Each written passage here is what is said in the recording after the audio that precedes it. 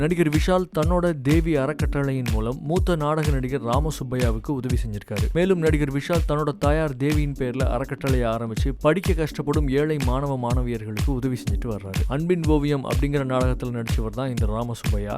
இந்த நாடகத்துல அவரோட நடிப்பை பார்த்த அறிஞர் அண்ணா ராமசுப்பையாவையே பாராட்டியிருக்காரு. அப்படிப்பட்ட ராமசுப்பையா இப்போ வறுமையால வாடுறதாக செய்தி அறிஞ்ச விஷால் அவருக்கு தன்னோட அறக்கட்டளையின் மூலம் உதவி செய்ய விரும்பியிருக்காரு. அதுக்காக தன்னோட மேனேஜர் மூலம் உதவித்தொகை வழங்கி அவருக்கு கிடைக்க ஏற்பாடும் செஞ்சிருக்காரு. விஷாலோட இந்த நடவடிக்கையால நாடக நடிகர்கள் மத்தியில பெரும் பாராட்டு கிடைச்சிருக்கு.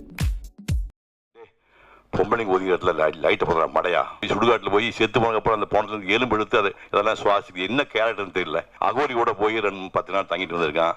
அகோரிகள்னு சொன்னா பொணந்திங்கிற ஆளு, செத்து போன பொணந்திங்கிற அகோரின்னு பேர். பாலாவுக்கு இவன் அண்ணன். 2 ஆண்டி பண்டாங்க சேர்ந்து ஒரு படம் எடுத்திருக்கானுங்க. ராஜமுருகன் கிட்ட இருக்க அனுபவத்துக்கு அவன் 500 படம் எடுக்கலாம். தயவுசெய்து மகனே 500 எடுக்க வேண்டாம், ஒரு 50 படம் எடுறான். அவ்வளவு விஷயம் இருக்கு.